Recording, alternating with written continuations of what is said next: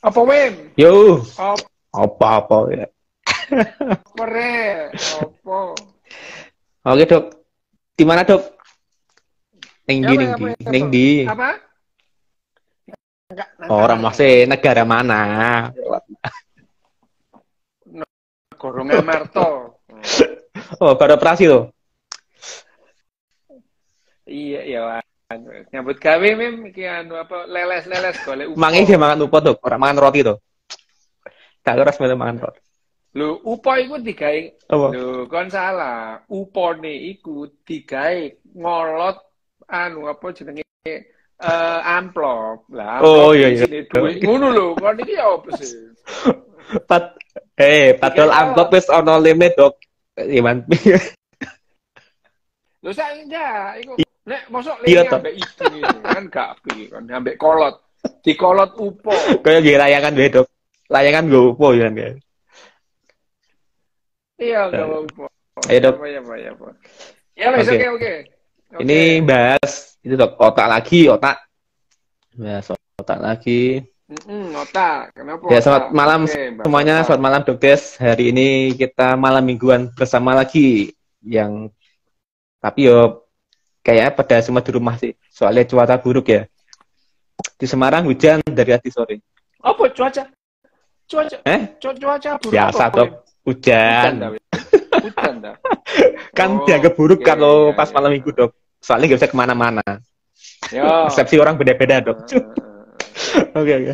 Ya, ini kita live lagi Instagram, bahas otak, bahas ini ingatan, memori.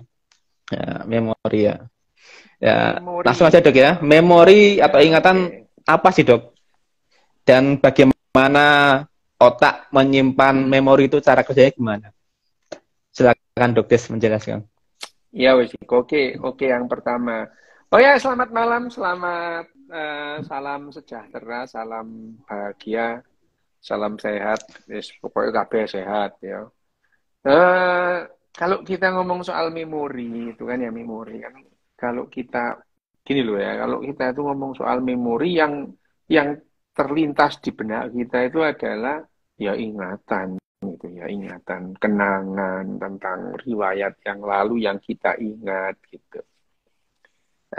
Pada dasarnya apakah sama memori itu dengan ingatan kita itu ya?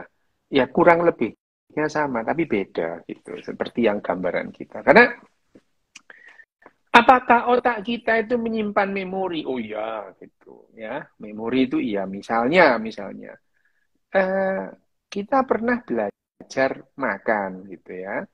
Ya itu kita belajar makan. Kita tidak pernah lupa caranya makan. Dulu pernah tidak bisa gitu. Anak kecil itu pernah tidak bisa makan sendiri itu tidak pernah. Bahkan mulai dari yang namanya menyusu itu ya, yang namanya menyusu emaknya itu belajar itu. Dua-duanya belajar. Bagaimana ibu belajar cara menyusui dan ingat bagaimana cara menyusui. Anaknya, sekali anaknya itu bisa menyusu ke ibunya, dia tidak akan lupa caranya nyusu gitu ya. Itu memori gitu. Nah, sekarang kalau aku nanya, apakah kita sebagian besar ya atau Kowim itu, kamu ingat nggak pertama kali kamu nyusu Enggak. makmu itu? Nggak ingat gitu. Jadi, memori dengan ingatan itu dua hal yang berbeda. Sekarang kalau saya tanya ya, pada umumnya manusia itu nggak ingat kok pada saat umur 1 tahun, umur 2 tahun nggak ingat itu. Hanya orang-orang yang otaknya mengslek kayak saya gini umur 6 bulan ingat gitu. Dan itu tidak diperlukan memang, tidak diperlukan bagi kehidupan kita bahwa anak umur 6 bulan, 1 tahun punya ingatan. Itu tidak diperlukan gitu. Tidak diperlukan. Jadi kalau ditanya, apakah ingatan memori itu sama dengan ingatan? Sama sekali nggak sama gitu. Ya. Ingatanmu itu adalah ingatan sadar yang kita ingat sadar gitu ya, sadar bahwa misalkan waktu saya pertama kali kelas TK kecil itu, kalau sekarang TKA ya, kalau dulu kelas 0 kecil dulu tahun 70-an itu namanya kelas 0 kecil tuh, tahun 60-an ya kelas 0 kecil, kelas 0 besar. Kebanyakan orang ingatan pada saat taman kanak-kanak itu ingatan samar-samar itu. Gurunya namanya siapa aja banyak yang lupa gitu ya. Ya, namanya siapa itu banyak yang lupa gitu. Gurumu waktu TK namanya siapa? Banyak yang lupa gitu. Banyak yang lupa. Dan ingatannya ingatan samar gitu. Tapi apakah anak umur 6 bulan itu punya memori? Punya itu. Punya itu. Sekali dia bisa memasukkan sendok ke mulutnya, dia tidak akan pernah lupa caranya itu. Apakah itu memori? Iya, tapi apakah itu ingatan? Lah, dia nggak ingat kok, gitu ya. Gitu. Jadi bedanya memori dengan ingatan. Apakah otak kita itu menyimpan memori? Oh iya. Gitu. Apakah hanya otak yang menyimpan memori? Tidak. Tidak. Gitu. Contoh, tumbuhan itu. Punya otak nggak tumbuhan? Nggak punya. Gitu. Tapi apakah mereka punya memori? Punya. Gitu. Punya. Tumbuhan itu punya memori. Maka dari itu tumbuhan itu pada saat misalnya, itu, pada saat mendekati musim dingin, dia merontokkan daun-daunnya. Itu bagian dari memori mereka. Gitu. Memori. Apakah kecoak punya memori? Punya. Kecoak punya otak? Enggak. Otaknya kecoak sederhana gitu ya, saraf gitu. Tetapi kalau binatang yang paling sederhana pun binatang ya, binatang itu keluarga binatang itu, apakah bakteri itu binatang? Bukan itu, bukan itu ya. Bukan. Protozoa itu binatang? Bukan itu ya itu. Binatang itu ya binatang vertebrata gitu, invertebrata gitu ya. Ya, itu bukan. Jadi bedanya adalah binatang itu memang mempunyai susunan saraf ya. Susunan saraf binatang. Apa bakteri itu binatang? Bukan. Bakteri itu kerajaan tersendiri, kerajaan bakteri gitu ya. Yang namanya binatang ya kerajaan binatang, kingdom of animalia gitu ya. Nah, apakah yang punya sistem saraf itu adalah binatang gitu ya.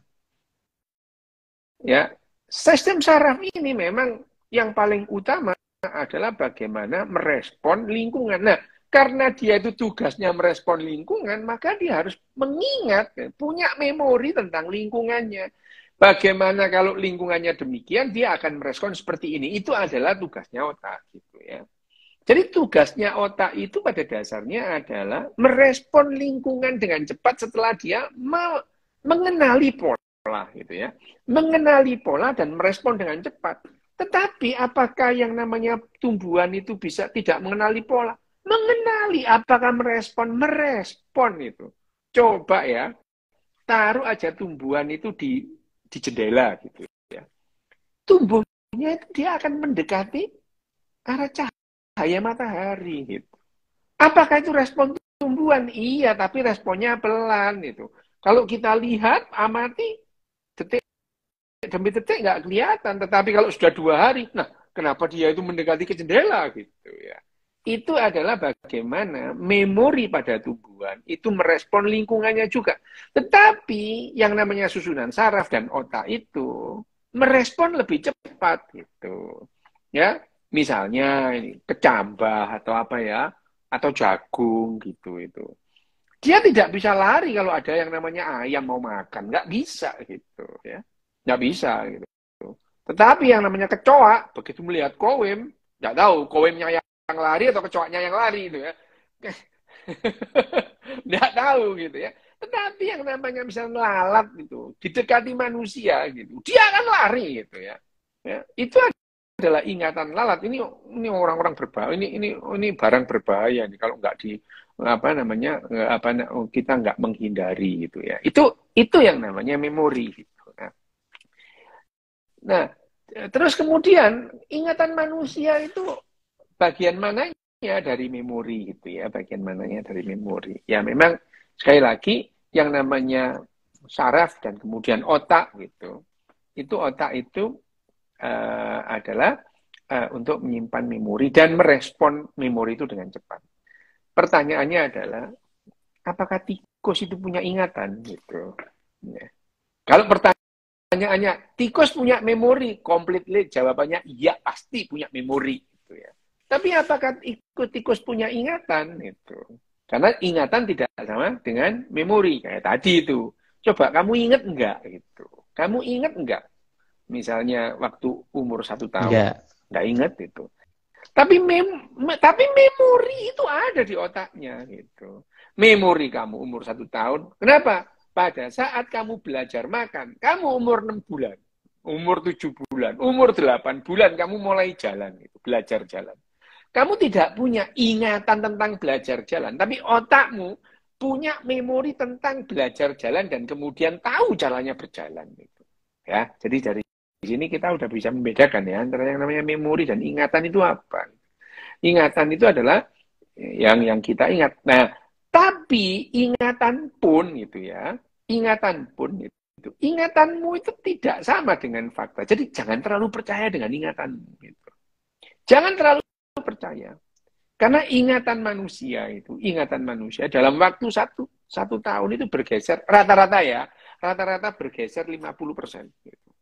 Jadi ingatanmu tentang hal-hal yang terjadi 1 tahun yang lalu, pada saat pandemi itu ya, pada saat pandemi, itu bergeser 50%. Dan yang istilahnya yang membuat ingatanmu itu kembali mendekati loh ya, enggak sama persis, mendekati yang asal itu ya seperti rekaman gini nih, rekaman gambar gitu ya. Itu akan apa namanya? merekonstruksi akan membantu kita merekonstruksi. Kejadian yang seperti itu banyak. Ada seorang yang orang yakin, dia yakin, seyakin-yakinnya. Ini kejadian beneran itu. Ada seorang yang yakin, seyakin-yakinnya, dia itu melihat yang namanya 911. Jadi ada orang yang yakin melihat kejadian pesawat yang nabrak gedung WTC ya tahun 2001. Ada yang yakin itu. Dia menceritakan bagaimana ibunya berangkat bekerja, kemudian dia itu melihat pesawat itu nabrak gitu. Nah, dia cerita dengan yakin dan saya yakin ya dia melihat menabrak dan kemudian dia teriak-teriak mencari ibunya gitu, ya. Dan nah, yang unik adalah ibunya meyakinkan kamu nggak melihat gitu, karena jarak rumah kita dengan gedung itu adalah 250 km gitu, ya. Nah, sangat mungkin anak ini lihat TV gitu. Sangat mungkin pada saat kecil anak ini lihat TV gitu. Tapi dalam memorinya, dalam ingatannya, dia itu melihat secara langsung gedung itu ditabrak oleh pesawat gitu. Loh, anak ini IQ-nya di atas rata-rata gitu. Anak ini IQ-nya di atas rata-rata. Dia pun seorang insinyur gitu ya. Nah, ini penelitian seperti ini menunjukkan bahwa memori kita, ingatan kita itu berbeda gitu. Bagaimana cara misalnya kalau Wim itu ditanya sekarang, Wim itu ya, coba kamu ingat-ingat apa yang terjadi pada saat kamu masuk kelas 1 SMA hari pertama gitu ya. Nah, Wim itu akan mencoba merekonstruksi apa kejadian yang dialami pada saat hari pertama dia masuk SMA gitu ya. Nah, kalau kemudian 1 minggu lagi saya tanya ke Wim dengan pertanyaan yang sama, Wim, kamu hari pertama masuk SMA apa yang terjadi? Loh, otaknya Wim itu tidak mencoba merekonstruksi atau kembali ke masa SMA, tapi kembali ke sekarang yang saya tanya itu. Jadi pada saat kita mengingat hal yang sama, otak itu kembali ke kapan otak kita terakhir kali mengingat itu. Itu adalah cara bagaimana otak kita merekonstruksi. Nah, otak kita merekonstruksi itu tidak akan sama persis dengan apa yang terjadi. Kenapa? Misalnya ini, Wim ya, Kowem itu pada saat SMA dia itu katakanlah dia itu pentas, tampil di pentas seni gitu ya. Tampil di pentas seni gitu ya, tampil di pentas seni. Nah, tampil di pentas seni itu dia itu latihan. Kowem itu latihan apa namanya? Pentas. Latihan katakanlah dia gitar gitu ya. Latihan gitar. Latihan gitar itu, kowem itu, latihannya itu adalah membuat memori, menyimpan memori di otaknya. Misalnya bagaimana cara menggerakkan jarinya, gitaran. Jari kanan dan jari kiri latihan supaya sinkron gitu ya. Ini latihan memori halus gitu ya. Apa namanya motorik halus. Ada motorik kasar, ada tangannya Oh. bergerak-gerak, tapi tangan bergerak dari chord C ke chord D atau A minor dan C, itu adalah motorik halus ya. Motorik halus. Disimpan di mana gerakan-gerakan itu? Gerakan-gerakan itu disimpan di pusat motor kortek ya itu. Motor kortek di kortek pusat motorik gitu. Hoi.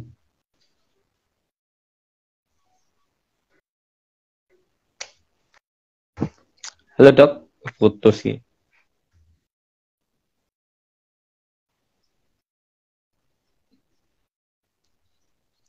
Oh, waduh, aku sih putus kayaknya.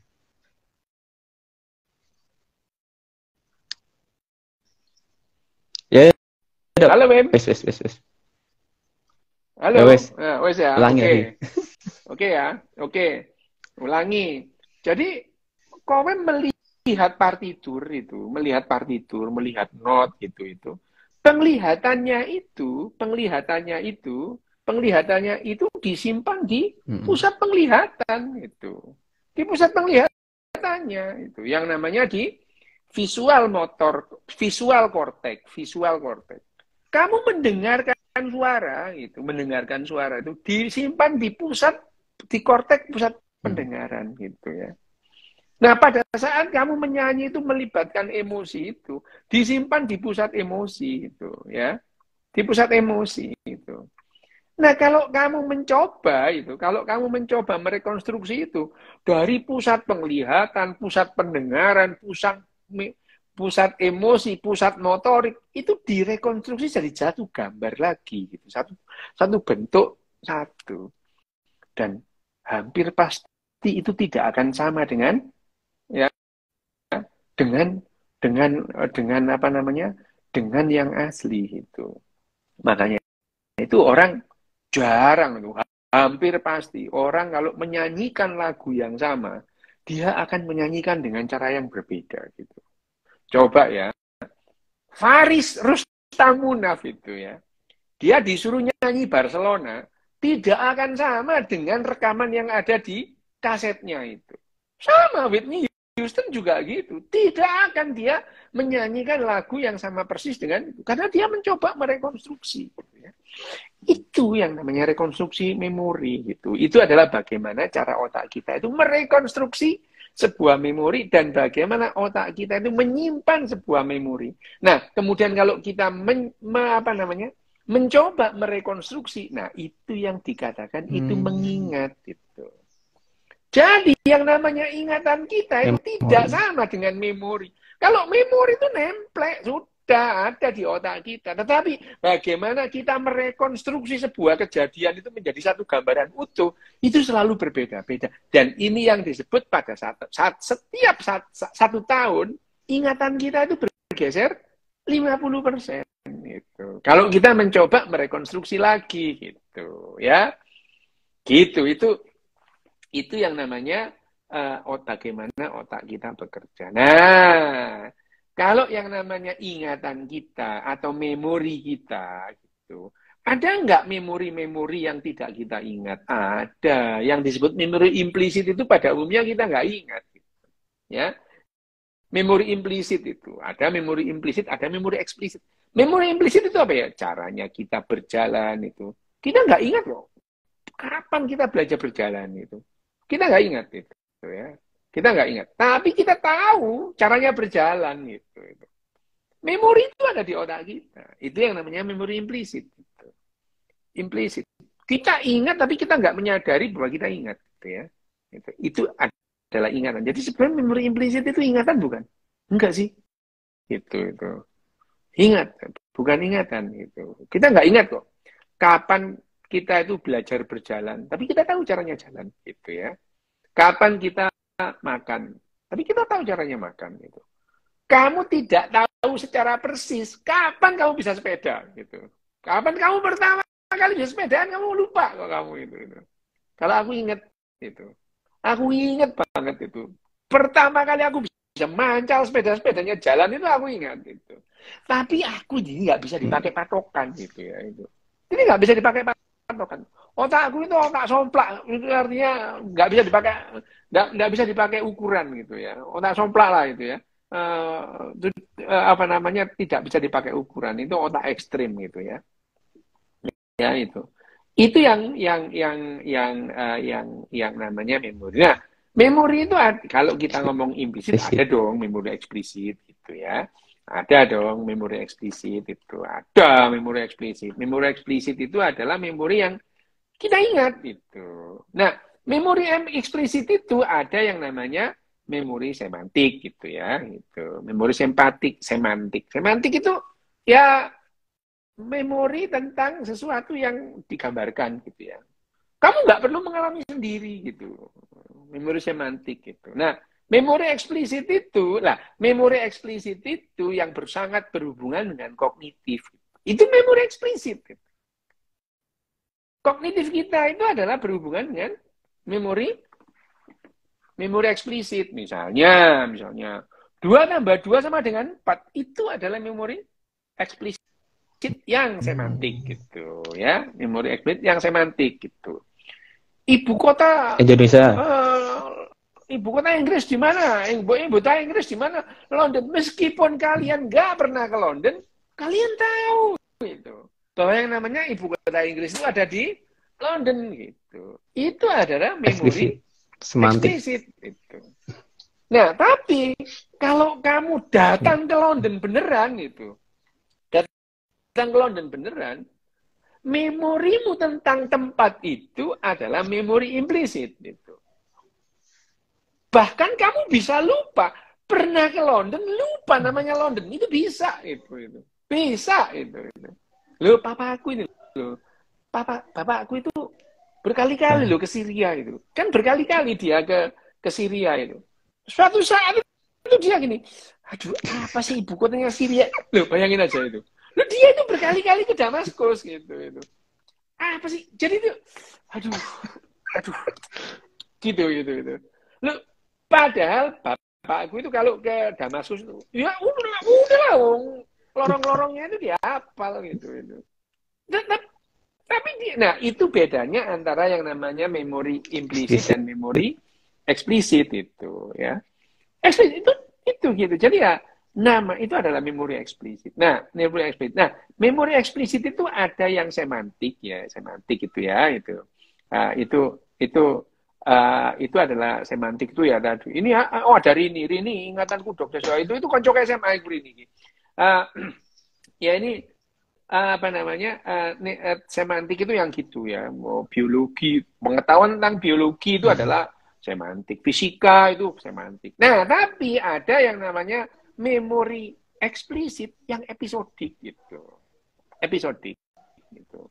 Episodik itu misalnya kamu mencoba mengingat-ingat lagi dan terus kemudian merangkai dalam sebuah cerita gitu ya, cerita. Misalnya, Wim, kamu tadi mulai jam 8 pagi sampai jam 10 pagi ngapain aja? Loh, nah itu ya. Itu kamu mencoba, aku jam 8 itu aku tas tangi dong. Tas tangi langsung aku gak ada sikatan langsung mangan. Langsung aku dolen itu gak adus. Misalnya ini ya. Itu adalah memori eksplisit yang episodik.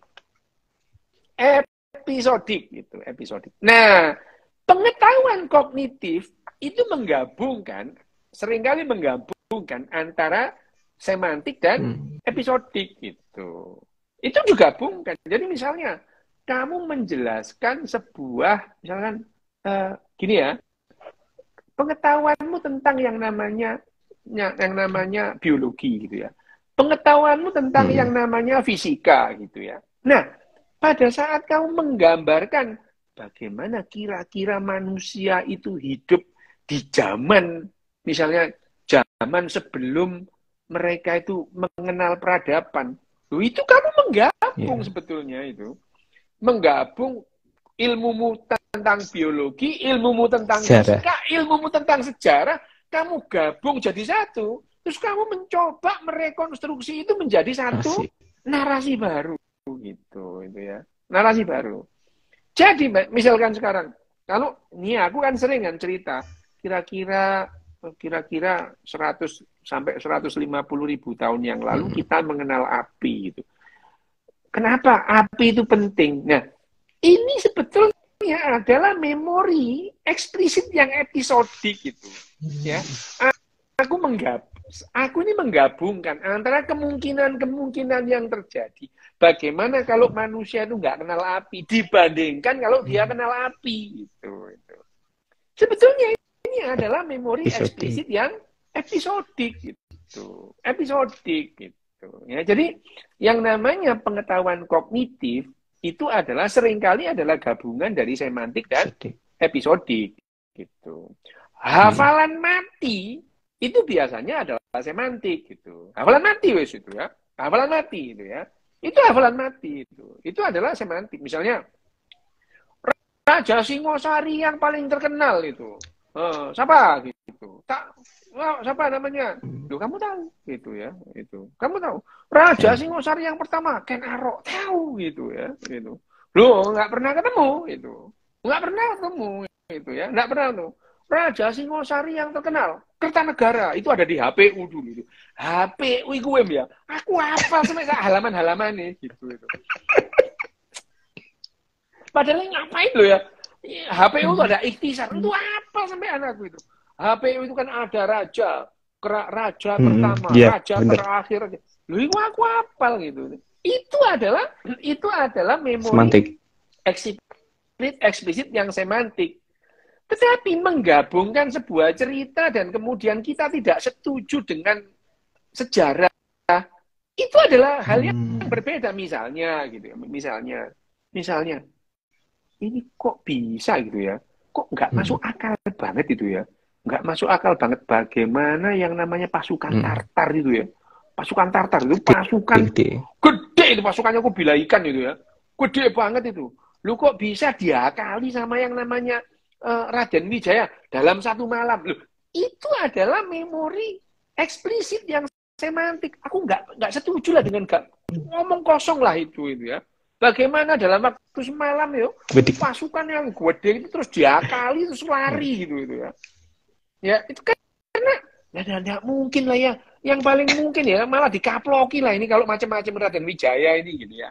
Itu adalah hal-hal adalah bagaimana kita menghubungkan satu kejadian dengan kejadian yang lain. Itu adalah pengetahuan kognitif itu. Nah, pengetahuan kognitif itu yang sebetulnya kalau kemudian kita bisa membedakan antara pengetahuan yang rasional dengan yang tidak rasional gitu ya. Ingatan-ingatan itu. Jadi pengetahuan kognitif kita itu, pengetahuan itu ada yang tidak ilmiah, ada pengetahuan ilmiah, ada yang tidak ilmiah. Gitu. Dua-duanya adalah melibatkan memori eksplisit yang semantik dan episodik gitu. Dua-duanya gitu. Ya. Dua-duanya itu. Itu adalah pengetahuan. Pengetahuan kita itu ada pengetahuan yang ilmiah, ada pengetahuan yang tidak ilmiah gitu. Misalnya, bagaimana seseorang kalau ditanya, bagaimana dulu dunia ini terjadi gitu, ya? Ada yang menjawab dengan dasar-dasar ilmiah, ada yang nggak ilmiah. Tapi dua-duanya pengetahuan gitu. Dua-duanya adalah memori, dua-duanya adalah ingatan gitu. Dua-duanya ada ingatan. Kalau misalnya orang Kristen gitu ya ditanya, bagaimana terjadinya dunia? Ini diciptakan Tuhan dalam 6 hari gitu ya. Pada hari pertama Tuhan menciptakan langit dan bumi misalnya. Ini adalah memori eksplisit itu ya. Misalnya memori eksplisit. Tetapi kalau ahli astrofisika atau ahli fisika atau astronomi, dia akan berbicara secara berbeda dengan dasar-dasar ini. Dua-duanya pengetahuan gitu ya. Ya. Dua-duanya pengetahuan gitu. Dua-duanya pengetahuan. Tapi yang satu pengetahuan ilmiah, yang satu tidak ilmiah. Dua-duanya juga ingatan, dua-duanya memori gitu. Oke, ini adalah yang namanya kita ngomong soal memori eksplisit dan memori implisit gitu ya. Nah, memori implisit ini yang melibatkan memori implisit itu sebetulnya lebih didrive oleh yang namanya emosi gitu ya. Emosi gitu. Nah, memori eksplisit itu sebetulnya didrive oleh yang rasional gitu ya, emosi dan rasional gitu. Dua-duanya penting dalam kehidupan, iya gitu. Tetapi mengingat kita ini adalah kehidupan kita itu manusia ya, itu. Nah, kehidupan kita itu munculnya itu baru 350.000 tahun yang lalu. Dan nenek moyang kita sebelumnya itu ada kira-kira sampai 3,5 miliar tahun yang lalu yang sangat istilahnya bergantung kepada emosi gitu. Jadi ya emosi kita dominan gitu ya. Apakah ini memori? Loh iya gitu ya. Loh iya itu. Memori itu. Memori itu adalah yang namanya memori eksplisit, yang namanya emosi, itu juga memori gitu. Balik lagi ya misalnya ambil kembali. Kita kembali ke nenek moyang kita atau yang seperti tikus bentuknya itu.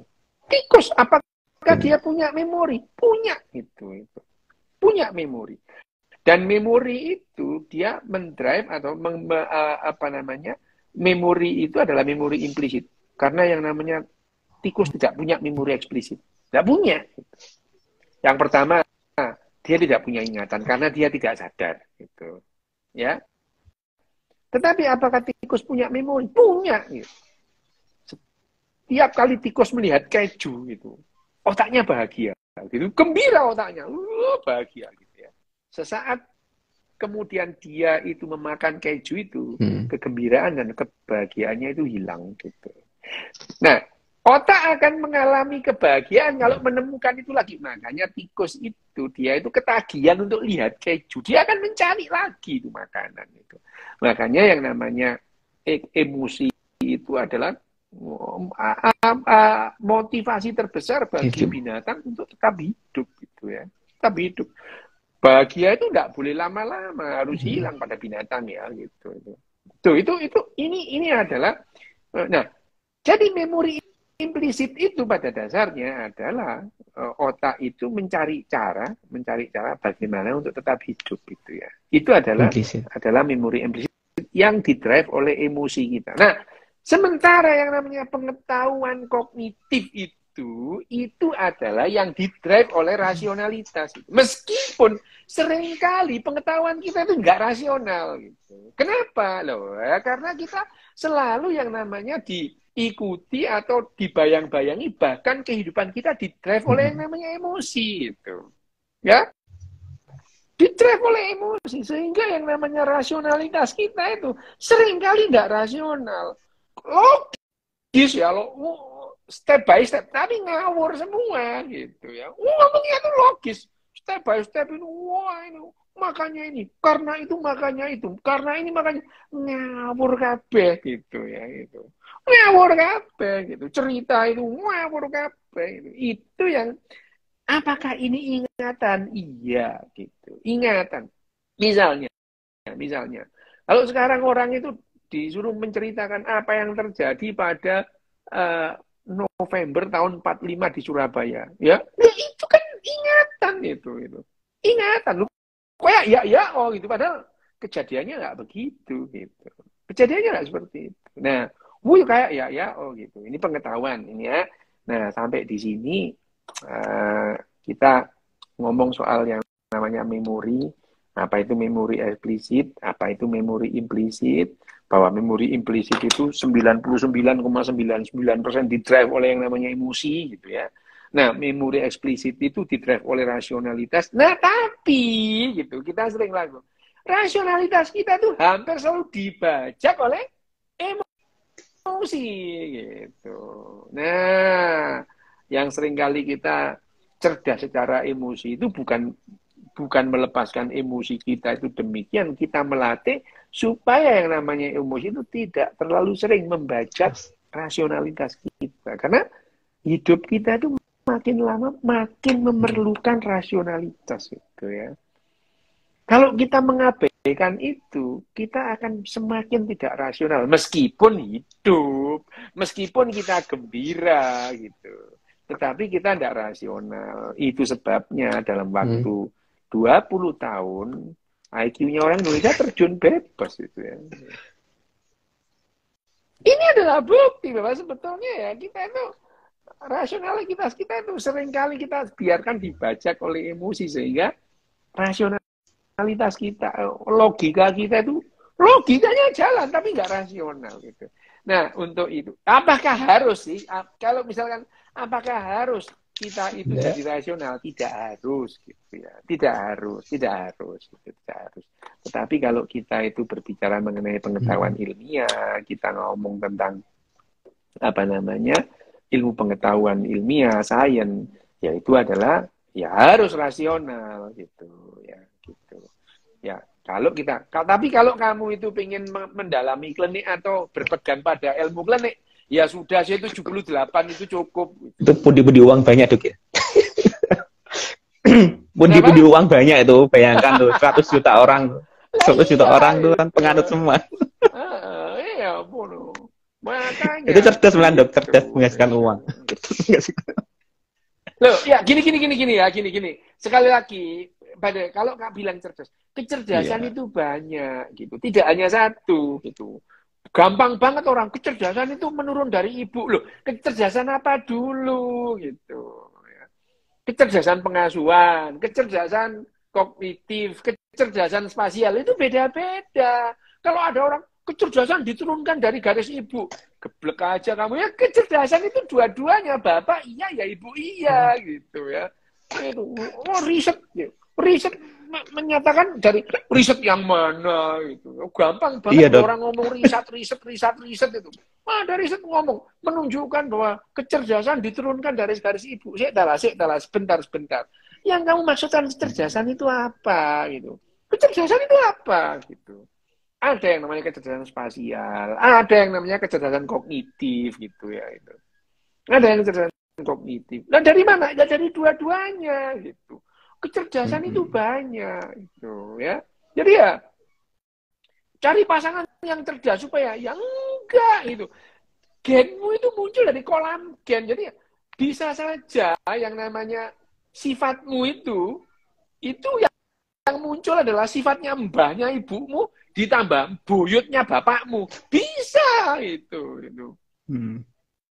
Bisa muncul gitu ya. Bisa muncul ya. Sifatmu misalkan seorang laki-laki dan perempuan kawin gitu, punya anak. Sifatnya ini bisa muncul itu sifatnya neneknya bapaknya dan kakeknya ibunya. Bisa jadi, muncul pada buyutnya juga muncul. Gitu, ya. Itu yang namanya. Lah iya gitu. Makanya bapaknya rambutnya lurus, ibunya rambutnya lurus, anaknya rambutnya keriting. Kenapa loh? Iya neneknya dulu, kakeknya, buyutnya, bapaknya dulu rambutnya keriting. Sifat itu masih ada dalam pool gen, dalam kolam gennya itu yang keriting itu gitu.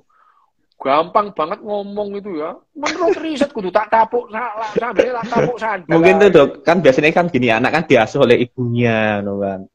Makanya itu dijadikan penelitian bahwa biasanya menurut tuh ora. No. Anak itu diasuh oleh komunitas. Iya, maksudnya oleh mungkin risetnya tuh dari itu yang diteliti itu kan anak ini diasuh ternyata lebih baik di situ. Lah ya itu. Dipertanyakan risetnya itu. Lah ya itu. Dipertanyakan risetnya. Itu. Maksudnya itu lah, ya itu kalau nggak tahu itu lebih baik diam gitu. Lebih baik diam gitu. Ya, daripada semakin ketahuan gobloknya itu lebih baik diam gitu. Oke. Lanjut Dok. Ya ini pertanyaan Dok. Tadi kan Ya, itu. tadi Apalagi pertanyaan. Oke, ini sudah kurang 20 menit ya pertanyaan. ini kemungkinan bakal di dua bagian sih, Dok. Kan panjang. Ini Apa? ada lagi yang soto itu. Apa? Mungkin istri, oh soto ini ngomong istri. Aku tanya, emang kecerdasan apa yang istri diet itu? Gitu. Ini ada yang ngomong, mungkin istri. Udah ada Oh, itu ini. tadi yang tanya. Mungkin istri. Aku tanya, kecerdasan apa yang istri diet coba? Jangan soto ya, ayo. Ngomong itu Saya siapa dengarnya itu? sama Bu. Ngomong itu. Ngomong saya enak-enaknya gampang banget itu. Kevin Ya, 04 tuh. itu mungkin. Lah iya itu. Lah iya, tak tanya udah. Ya apa? Kecerdasan apa yang istri diet coba? Kecerdasan itu multivariabel, tidak satu itu. Apakah gen-gen yang melibatkan kecerdasan? Iya, tapi kecerdasan apa dulu gitu. Oh, ya itu gampang banget itu. Ngerti istilah itu buayanya setengah mati itu. Aduh. Dok, tadi sebenarnya masih bingung cara penyimpanan memori, Dok. Yo, kan sebagai gambaran gini, sebagai Apa? gambaran kan kalau kita mungkin mau merekam, itu kan bisa pakai pensil ditulis di buku gitu kan, di alat tulis. Nah, Oh kalau iya, di otak tuh iya, iya. prosesnya gimana? Apa memang dalam bentuk sinyal elektronik apa dalam bentuk enzim atau gimana tuh? Oh iya, iya, memang iya. Jadi dalam apa namanya eh, dalam apa namanya dalam dalam otak kita itu disimpan dalam bentuk data. Datanya itu data-data kimia gitu ya, disimpan ya. Agak rumit sih kalau kita membahas dalam yang namanya seluler itu, terus kemudian jaringan itu. Jadi misalnya gini. Misalnya kita itu melihat ya, kamu melihat itu, melihat misalnya ini barang ini ya, barang ini. Ini ada sinar itu ya, sinar itu. Terus sinar itu dipantulkan oleh barang ini ke mata kita. Mata kita itu tidak langsung gitu ya. Mata kita itu melewati yang namanya lensa, terus kemudian dari lensa itu terus kemudian jatuh ke retina gitu ya.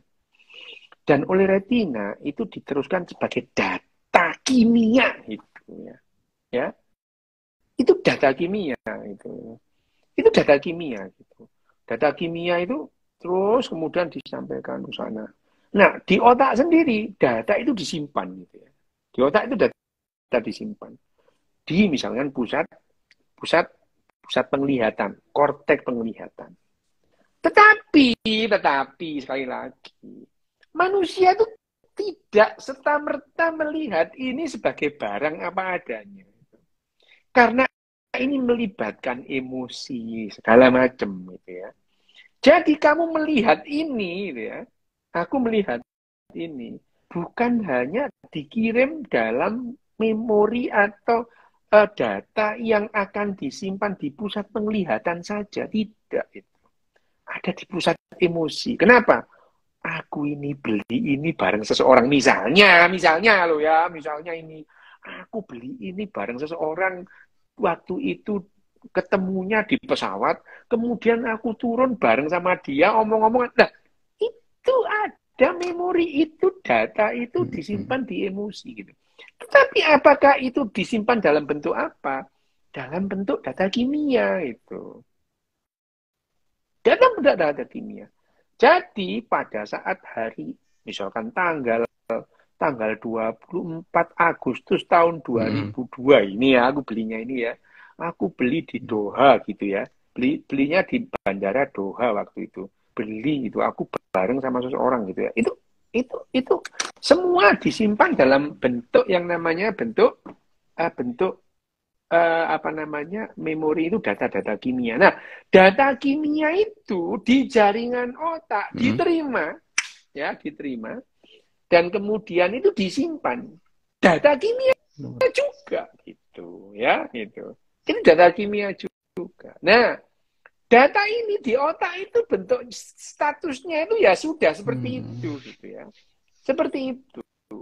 Hanya saja kalau aku mengingat kembali merekonstruksi lagi, itu bukan seperti yang aku lihat pertama gitu ya. Nah, nah Apakah data itu data kimia? Iya, data kimia tetap melibatkan yang namanya jaringan itu sendiri, melibatkan selnya itu terus kemudian membendarkan listrik, kemudian ada neurotransmitter lain yang kemudian menjaga memori itu tetap ada gitu. Bisa nggak memori itu hilang? Bisa gitu ya. Pada saat apa? Misalnya, cacat ya. Lu nggak usah gitu, kamu stroke misalnya. Ya, cacat misalnya. Kamu terbentur, jebret, mengalami perdarahan di korteks visualmu. Lupa kamu, bentuknya ini lupa kamu. Bentuknya ini lupa, gitu ya. Nggak ingat lagi, memori itu hilang, gitu. Ya, memori itu hilang, gitu ya. Ini, kalau ini ya kuliah bukan kuliah 1 semester ya, ini kuliah 6 semester sebetulnya kalau kita ngomong memori itu ya, gitu ya. Ya ini, tapi aku mencoba untuk mungkin membicarakan hal ini secara populer, ya, gampang dipahami gitu ya. Tidak sederhana sih, rumit gitu ya, rumit. Serumit kalau kita membuat komputer itu sama itu ya. Tapi otak kita itu tidak terlalu rumit sebetulnya. Tidak seperti yang kita gambarkan. Otak kita adalah sombel pret, bodoh aja saja. Ini konai sih nggak ngerti gitu ya. Gitu. Tapi sok ngerti gitu ya. Itu biasa aja kelakuan itu ya. Pokoknya nanti orang sing coba kamu minta tak keplak nanti ini. Aku tak coba goblok bedok. Tak coba goblok ya. Lah iya loh. Lebih baik kita itu tanya daripada ngambil kesimpulan sendiri kok ngerti-ngerti mengenai lek ngomong kalau bicara itu jangan ketinggian, nanti mulut kesapluk baling-balingnya helikopter gitu. Tadi kan mungkin memori hilang karena ada rusak di sel otaknya mungkin ya. Selain itu bisa nggak dok cara menghilangkan memori selain merusak sel otak atau gimana? Lo banyak itu. Kalau terjadi ketidakseimbangan antara hormon, itu bisa membuat orang memorinya hilang gitu. Bahkan dia lupa caranya yang namanya ngomong. Kamu pernah nggak lihat orang stroke terus kemudian cara ngomongnya hilang? Ada itu. Nggak bisa ngomong lagi dia gitu. Nah, misalnya lagi pada orang yang namanya demensia gitu. Demensia itu dia lupa caranya ngomong gitu ya, dia diem gitu ya. Bahkan dia lupa caranya ketawa. Ada orang yang lupa caranya ketawa. Jadi gembira pun dia nangis itu. Ada itu. Kalau kamu kalau aku sehari-hari ketemu ya sama orang stroke, penderita stroke gitu ya. Maunya ketawa tapi dia nangis gitu ya. Dia lupa caranya ketawa gitu ya. Lupa caranya ketawa. Jadi gembira pun dia menangis gitu ya. Nah, orang lain melihat dia bersedih. Loh enggak, dia itu tidak bisa berekspresi saja sebetulnya gitu ya. Gitu. Itu jadi kalau misalkan ada enggak sih tanpa otaknya, tanpa jaringan otak rusak itu orang kehilangan memori? Loh bisa. Karena yang namanya memori kimiawi itu melibatkan yang namanya neurotransmitter, hormonal, kimia bahkan-bahkan. Karena itu harus disimpan dalam bentuk kimia. Jadi antara sel otak dan sel otak itu bekerja untuk menyimpan yang namanya memori ini. Nah, menyimpan memori ini ya seperti chip itu, microchip itu kan menyimpan memori. Melibatkan yang namanya neurotransmitter, hormon. Neurotransmitter itu sederhana. Neurotransmitter itu rumus kimianya lebih rumit gula gitu. Jadi sebetulnya ini sederhana saja, cuman kita aja yang membayangkan. Hanya saja kalau kita mempelajari, gitu ya, sederhana ya gitu. Cuman ya kesederhanaannya gitu karena saling tumpang tindih, jadi agak rumit karena misalnya kalau kita berbicara tentang neurotransmitter itu kan kita berbicara tentang yang namanya kimia organik gitu ya. Lah sementara kimia organikmu SMA itu kan alkana, alkena, alkuna, ngunutok. Nggak ngerti itu sebetulnya itu apa gitu. Bahkan saponifikasi. Apa saponifikasi itu? Penyaburan. Apa itu gitu ya.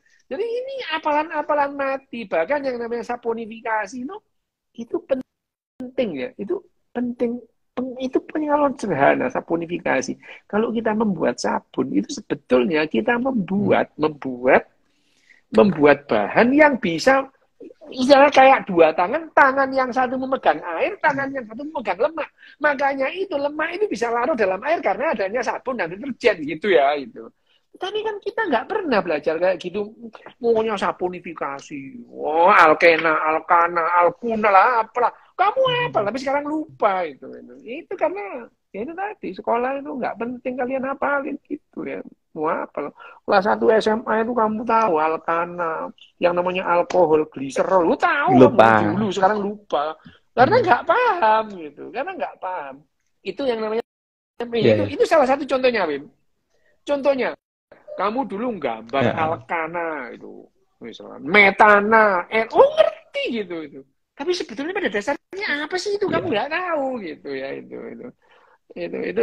itu yang membuat itu ini yang namanya apa namanya ini yang namanya memori kita itu seringkali hilang karena ya itu tadi gampang itu memorimu yang begini-begini hilang gitu ya dilupakan nggak penting itu dilupakan. Nah, salah satu tugas tugas tidur yaitu tadi itu ya mereduksi memori-memori yang nggak penting gitu ya. Jadi memorimu tentang yang namanya bagaimana reaksi buffer itu terjadi itu nggak penting lah. Kamu lupa kan betul-betul Betul, lupa lupa kamu itu sekali. ya. Itu. Sangat lupa. Selalu lupa lah gitu ya, lupa gitu ya. Redox kamu dulu mengerjakan redox itu bisa itu. Sekarang yo gitu nggak tahu gitu. Kamu rumus-rumus trigonometri dulu bisa, sekarang kok nggak tahu gitu. Itu adalah bentuk-bentuk memori yang dihilangkan pada saat kamu tidur mimpi itu dihilangkan karena itu nggak penting gitu ya. Nggak penting. Banyak memori yang dihilangkan gitu. Meskipun memori-memori prinsipnya itu kamu nggak akan lupa bahwa yang namanya ada yang namanya sinus, tangen, kotangen, kosinus. Tahu tapi ya apa itu sebenarnya itu kamu nggak tahu gitu ya. Gitu. Tapi dok, ya ini masalah menghilangkan ingatan. Apakah untuk para penderita yang mungkin apa punya trauma masa lalu itu ada tekniknya dok ketika berobat menghilangkan ingatan? Gini loh ya, ingatan itu tidak bisa lah ya dihilangkan misalkan pakai Hipnotis. yang namanya teknik mana misalnya kayak hipnotis nggak ada itu nggak ada itu omong kosong lah itu ya itu nggak ada hanya saja kalau misalnya uh, tidak ada juga teknik untuk membangkitkan memori itu ya nggak ada gitu nggak ada gitu.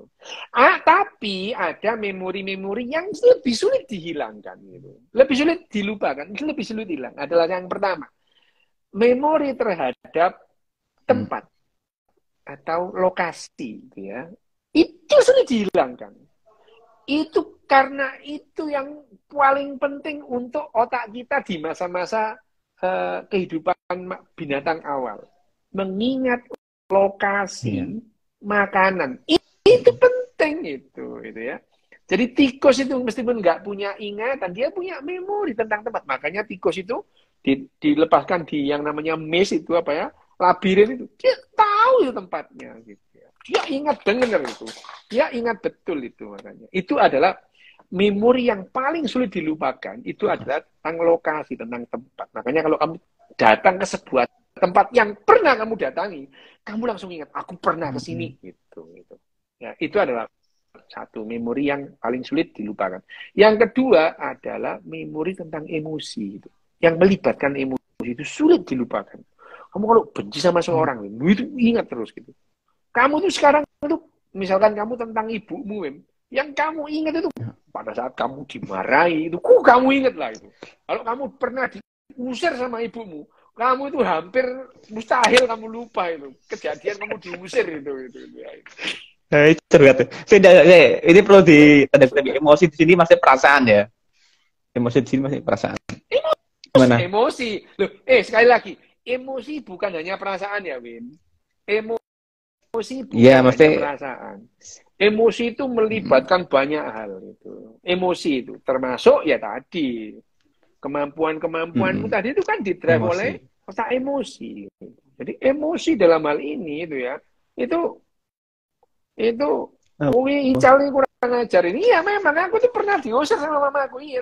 Tapi aku ya nggak hanya itu yang gue ingat. Sabet dipentung gitu kan. Semua itu mama aku jewer aku sabet. Wah, inget semua lah aku. Sampai mamaku tuh jarang muji aku, itu jarang. Dia muji aku cuma sekali, kurang Muji ajar pas banget apa? mamaku itu. Pas apa itu, Dok? Muji aku cuma Muji sekali. apa itu? Ya pernah ya muji itu cuma sekali itu. Sekali aku dipuji mamaku. Ya Selebihnya muji karena pinter masak, pinter apa? Iya itu nggak usah diomongin. Nggak usah. Enggak, ini Dok, maksudnya emosi kan kalau di dalam terminologi kan neurosains kan emosi kan apa? Bagaimana otak merespon pola, ya kan? Ya, maksudnya Iya, betul, ini betul. baru tak perjelas nih emosi yang dimaksud itu emosi yang mana? Yang pakai emosi perasaan, marah, benci, dan lain-lain emosi yang mana? Ya perasaan, ya terus kemudian gelisahmu, cemasmu itu lupa, nggak sulit dilupakan itu. Sekali kamu takut sama anjing ya takut terus itu. Kamu nggak pernah ketemu anjing, ketemu anjing takut itu. Itu ngomong memang takut itu ya.